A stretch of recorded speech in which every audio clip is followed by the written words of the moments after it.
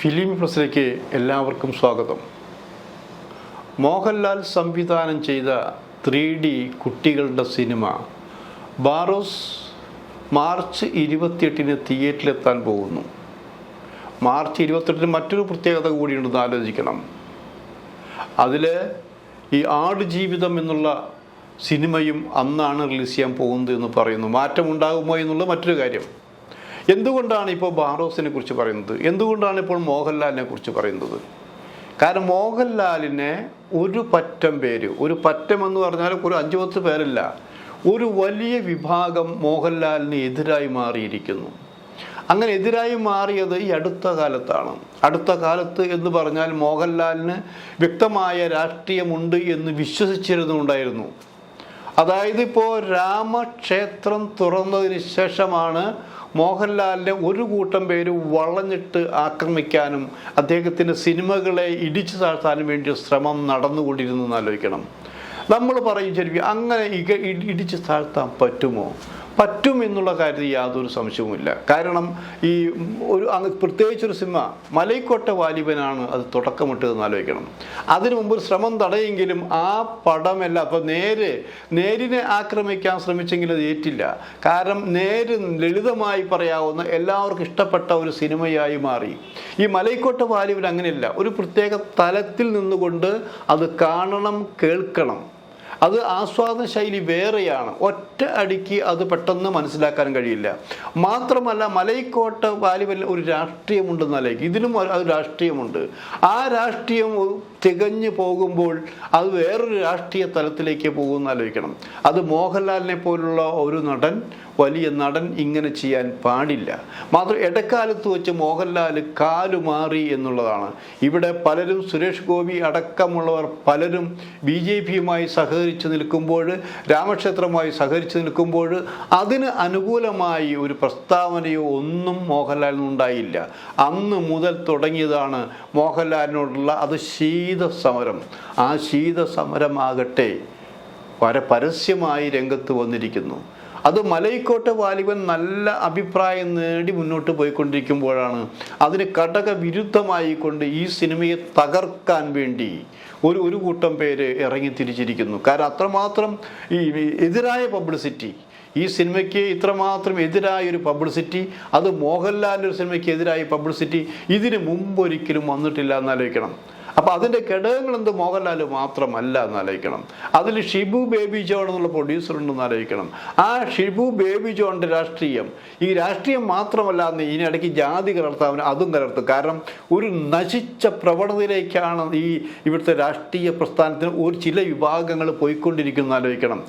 നല്ല ജനകീയമായ രാഷ്ട്രീയം, ആശയം കൊണ്ട് എതിർക്കുക എന്ന സിദ്ധാന്തമൊക്കെ മാറിക്കഴിഞ്ഞിരിക്കുന്നു. മൃഗീയ ഭൂരിപക്ഷം വരുമ്പോൾ എന്തും ചെയ്യാമെന്നുള്ള അവസ്ഥയിലേക്ക് ഈ രാജ്യം എത്തിയിരിക്കുന്നു. അങ്ങനെ എത്തിയതിൻ്റെ പരിണിത ഫലമാണ് ഇപ്പോൾ ഈ നടന്നുകൊണ്ടിരിക്കുന്നത് ആലോചിക്കണം. അതാകട്ടെ ഒരു നല്ല കലാസൃഷ്ടിക്ക് എതിരെ മോഹൻലാലിൻ്റെ ഈ സിനിമ കണ്ടവർക്ക് അഭിപ്രായ വ്യത്യാസമുണ്ട്. കുറച്ചും കൂടി ലളിതമായിരിക്കാം, ലളിതവൽക്കരിച്ച് കുറേ കൂടി ആസ്വദിക്കാൻ കഴിയുമായിരുന്നു. ഇതൊക്കെ പറയുന്നുണ്ടെങ്കിലും അതിൻ്റെ ഫ്രെയിം കൂട്ടി, അതിൻ്റെ കാഴ്ചയുടെ ഭംഗി, മോഹൻലാൽ അവരെ ഇങ്ങനെ വ്യത്യസ്ത തലത്തിലുള്ള എന്തിനു പറയുന്നു മനോഹരമായ ക്യാമറ വർക്ക്, ഇതൊക്കെ കണ്ട് ഇരിക്കാൻ 2-2.5 മണിക്കൂർ നമ്മൾ ആസ്വദിപ്പിച്ചു എന്നുള്ളതാണ്.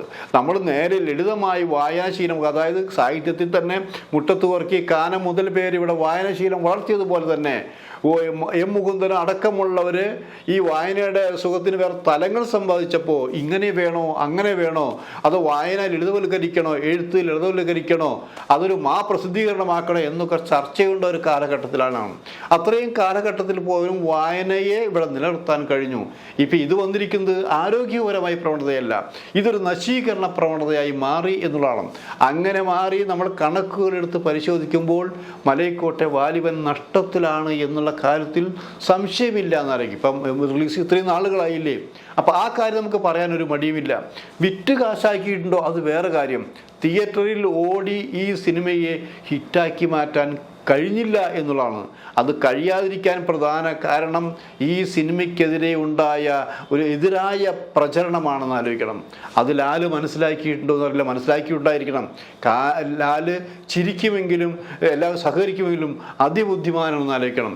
ആ അതിബുദ്ധി വെച്ചുകൊണ്ട് ലാൽ എല്ലാം മനസ്സിലാക്കിയിരിക്കുന്നു. എന്നാൽ മനസ്സിലാക്കാൻ പറ്റാത്ത, ഇനി മനസ്സിലാക്കിയോ എന്നറിയേണ്ട ഒരു ചോദ്യമുണ്ടെന്ന് ആലോചിക്കണം. ലാലിൻ്റെ പുതിയ സിനിമ, ഒരു പ്രസ്റ്റേജ് സിനിമ റിലീസ് ചെയ്യാൻ പാടാണ് ബാരോസ് എന്ന് ആലോചിക്കണം. ഈ ബാരോസിനെ ഇല്ലാതാക്കാൻ ശ്രമം ഇപ്പോഴേ തുടങ്ങി വച്ചിട്ടുണ്ട്. അത് ലാലിന് അറിയുമോ എന്നറിയില്ല. അറിയില്ലെങ്കിൽ, അറിഞ്ഞ ഭാവം നടിച്ചില്ലെങ്കിൽ ലാല് അത് ശ്രദ്ധിക്കണം. തൻ്റെ ആൾക്കാരുമായി ലാല് പ്രത്യേകം ശ്രദ്ധിക്കേണ്ടതാണ്. കാരണം ലാലിൻ്റെ വലിയ മോഹമായിരുന്നു സംവിധാനമാവുക എന്നുള്ളത്. ആ സംവിധാന ശൈലിയാകട്ടെ എന്തുകൊണ്ട് ഇത്തരമൊരു സിനിമ ചെയ്യാൻ താല്പര്യം കാണിച്ചു? അതിന് പ്രധാന കാരണം നവോദയ അപ്പച്ചൻ തന്നെയാണെന്ന് ആലോചിക്കണം. കാരണം നവോദയയുടെ സിനിമ മഞ്ഞിൽ വിരിഞ്ഞ പൂക്കളിൽ അഭിനയിക്കാൻ ചെന്നപ്പോൾ അവിടുത്തെ അന്തരീക്ഷം, നവോദയയുടെ അപ്പച്ചൻ, അദ്ദേഹത്തിൻ്റെ മകൻ, ഒരു സൗഹൃദ്, ഇതെല്ലാം അവിടെ ഉണ്ടായിരുന്നു. മാത്രമല്ല അവരുടെ മൈ ഡിയർ കുട്ടിച്ചാത്തൻ എന്നുള്ള സിനിമ മോഹൻലാലിന് പ്രത്യേകം ചിന്തിപ്പിച്ചൊരു സിനിമയാണെന്ന് ആലോചിക്കണം. അതിന് കന്നഡ വിറ്റ് മാത്രമാണ് കോടികൾ ഉണ്ടാക്കിയതെന്ന് ആലോചിക്കണം. അപ്പോൾ എല്ലാവരെയും പ്രീതിപ്പെടുത്തിയ സിനിമ, അങ്ങനെ ഒരു സിനിമയ്ക്ക് എല്ലാവരും കൂടുതൽ കാണുന്നൊരു സിനിമ ഉണ്ടാക്കണമെന്നൊരാഗ്രഹവും മോഹൻലാലുണ്ടായി.